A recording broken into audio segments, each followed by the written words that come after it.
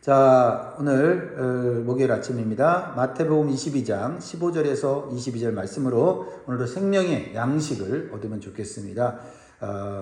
말씀에 교훈을 담은 기도 제목 한번 따라 하십니다. 우리는 하나님의 것임을 잊지 않게 하시고 세상의 악한 지혜를 이기는 하늘의 지혜를 주소서. 아멘. 사람은 누구나 어떤 권위 아래서 살아갑니다. 국가의 법 아래서 살아가고 사회의 질서 속에서 살아가고 또한 직장에서는 또 직장 나름대로의 규칙을 따라서 살아갑니다. 그래서 어떤 사람들은 이렇게 말해요. 아니, 어떤 사람들이 아니라 신앙인 중에도 이렇게 얘기를 합니다. 신앙은 개인적인 것이고 현실은 현실이다. 교회에서는 하나님을 믿지만 세상에서는 적당하게 세상 방식으로 사는 게 좋다. 그게 지혜롭다라고 생각합니다. 맞는 말일까요? 고개가 끄덕여지기는 합니다. 그러나 진리인 성경은 그렇게 말하고 있지 않습니다. 성경은 우리 인생의 궁극적인 주인이 하나님이라고 말합니다. 우리는 하나님의 권위 아래서 살아야 합니다. 우리가 누구에게 속한 존재인지 우리의 삶이 누구를 향해 있어야 되는지를 분명하게 가르쳐주고 있습니다. 오늘 본문은요, 예수님께서 십자가를 지시기 전에 예루살렘에서 일어난 사건이에요. 예수님께서 성전을 청결하게 하신 이후에 종교 지도자들은 결심합니다. 예수님을 제거해야 되겠다, 죽여야 되겠다 하면서 예수님을 죽이려고 하는 악한 음모와 계획을 꾸밉니다. 그런 가운데 예수님을 넘어뜨리려고 하는 질문을 하게 돼요. 질문. 오늘 본문에도 세금에 대한 질문이 나오는데 이 질문은 단순한 세금 문제가 아니라 예수님을 넘어뜨리기 위한 정치적 함정이었다라는 겁니다. 여러분, 세상은 우리에게 질문을 해요. 아주 교묘한 질문을 해서 우리로 하여금 넘어지게 만듭니다. 우리로 하여금 타협하게 만들고요. 우리로 하여금 하나님을 배반하게 만드는 겁니다.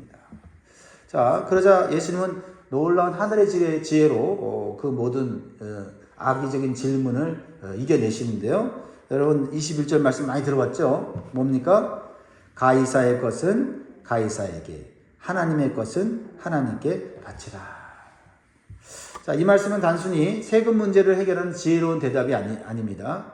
인간의 존재의 정체성과 신앙의 본질을 드러내는 말씀이에요.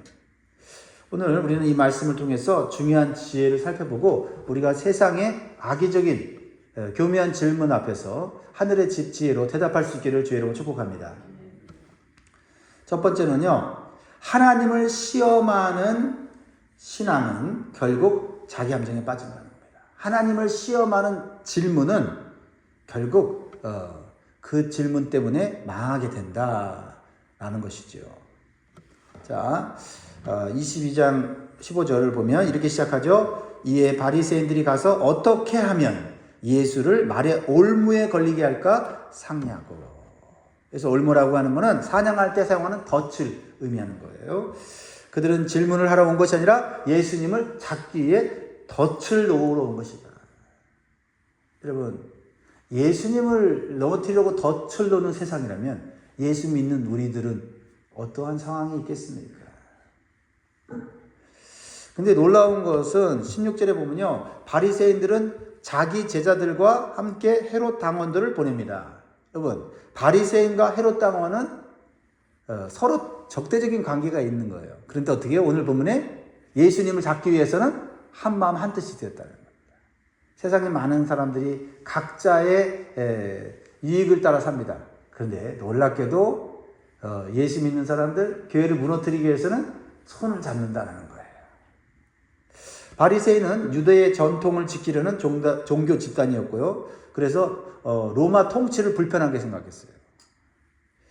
반면 헤롯 당원들은 적극적으로 로마와 협력하는 정치 세력이었어요.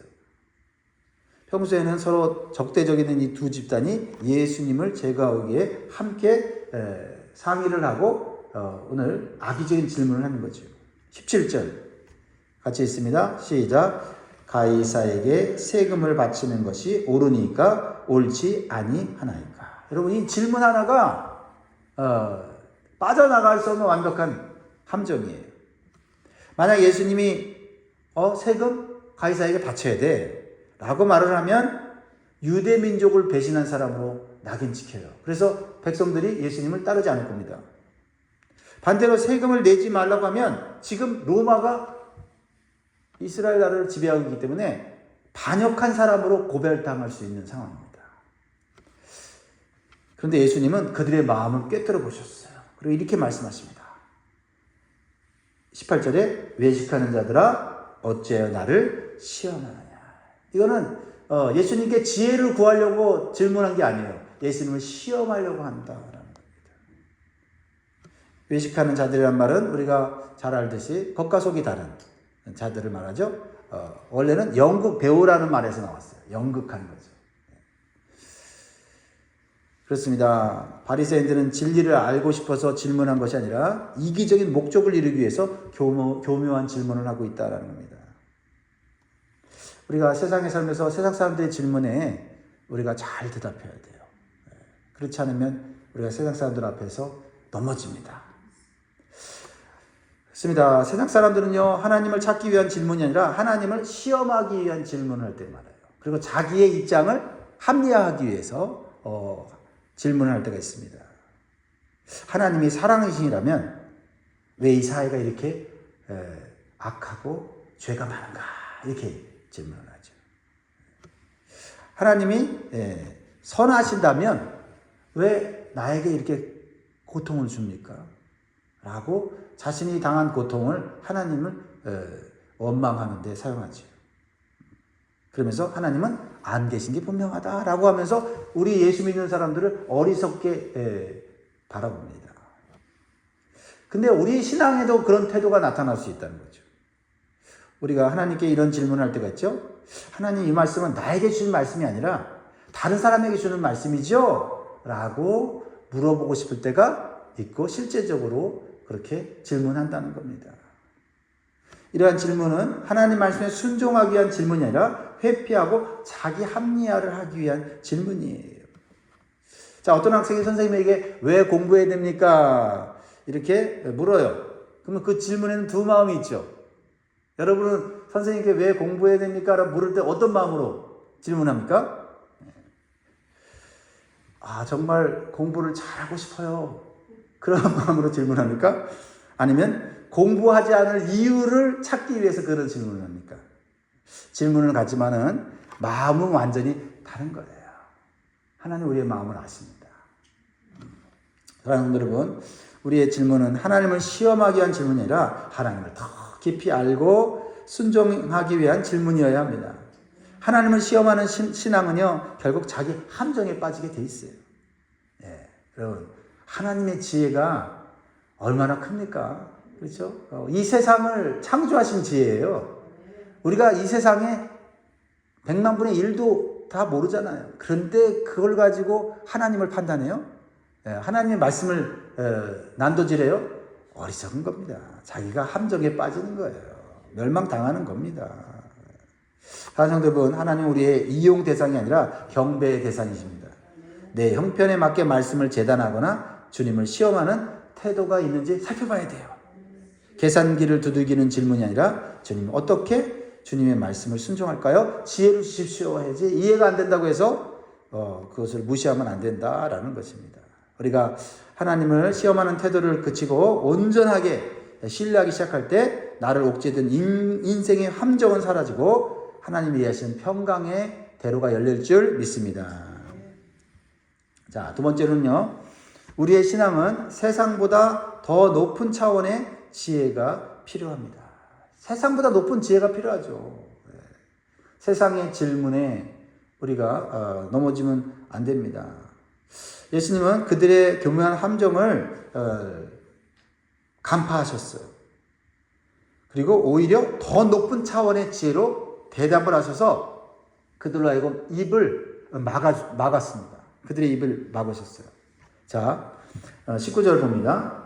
세금 낼 돈을 내게 보이라 하시니 데나리온 하나를 가져왔거늘. 얼마나 예수님이 이 말씀하실 때 그 헤롯 당원과 바리새인의 제자들이 탁 쳐다보면서 드디어 함정에 빠졌구나. 이렇게 말해도 빠지고 저렇게 말해도 빠지는구나. 얼마나 속으로 희열을 느꼈겠어요. 그런데 예수님은 그러한 이 교묘한 질문을 하늘의 지혜로 이겨내시죠.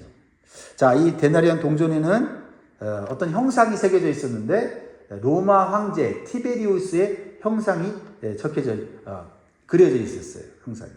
그리고 거기에 이런 글이 있었어요. 신적인 아우구스투스의 아들 티베리우스 가이사라고 이렇게 써 있었습니다.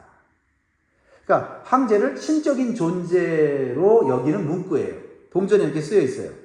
그러니까 유대인들에게는, 신실한 유대인들에게는 매우 불편한 우상적 상징이죠. 그렇죠? 인간이 어떻게 신이 될 수 있습니까? 근데 신이라고 하는 것을 표현하는 것을 형상을 동전에 새겨놨으니 이 동전 자체가 우상 아닙니까? 예수님이 그 동전을 보시면서 질문을 하세요. 다시 질문을 하시죠. 이 형상과 이 글이 누구의 것이냐? 그러니까 그들이 당당하게 대답하죠. 가이사의 것입니다. 그때 예수님이 기가 막힌 말씀을 하시는 거예요. 21절 우리 다시 읽읍시다. 시작.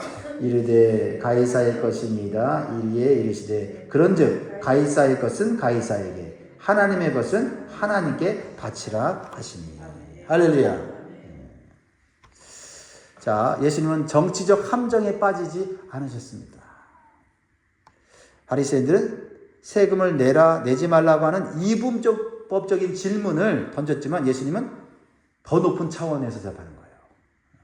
A 아니면 B라는 대답이 나와야 되는데 예수님은 C를 대답하시고 C를. 세상의 질서를 인정하면서도 궁극적인 주권은 하나님께 있음을 말씀하는 겁니다. 세상의 삶을 무시하지 않았어요. 세상의 질서를 예수님이 우습게 여기지 않았습니다. 세상의 질서와 권위를 인정해 주면서도 그보다 높은 하나님의 권위와 질서가 있다는 것을 말씀하시는 거죠. 오늘날 많은 사람들은 이 말씀을 종교와 정치의 분리로 이해를 합니다. 신앙은 개인 영역이고 사회 문제와는 관계없다고 생각합니다. 그러나 성경은 그렇게 말하지 않아요. 로마서 13장은 국가의 질서와 권위를 존중하라고 말을 합니다. 동시에 사도행전 5장은 사람보다 하나님께 순종하는 것이 마땅하니라 라고 하면서 균형을 잡아주고 있어요. 성도는 기본적으로 세상 속에서 법과 질서를 존중하면서 살아야 하지만 세상 가치의 기준에 지배되는 사람은 아닙니다. 하나님과 하나님의 말씀을 더 높은 가치와 기준으로 여기며 살아야 될 줄 믿습니다.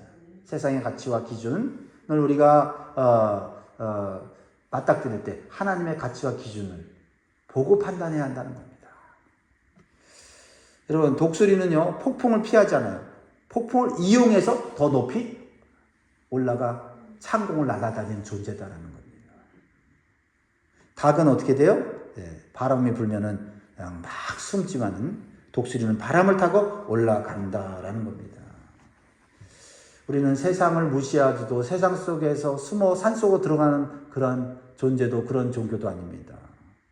하나님이 이 세상을 통치하시고 이 세상을 다스리시는 만왕의 왕이심을 믿고 하나님의 통치를 받고 하나님의 지혜로 사는 존재여야 합니다.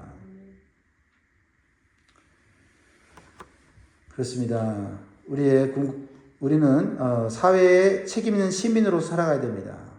성실하게 살아야 되고요. 책임 있게 살아야 합니다. 그러나 궁극적인 기준은 세상이 아니라 하나님의 말씀인 줄 믿습니다. 세상이 뭐라고 말하는가가 아니라 하나님 말씀이 뭐라고 말하는가를 우리는 항상 묵상해야 될 줄 믿습니다. 그렇습니다.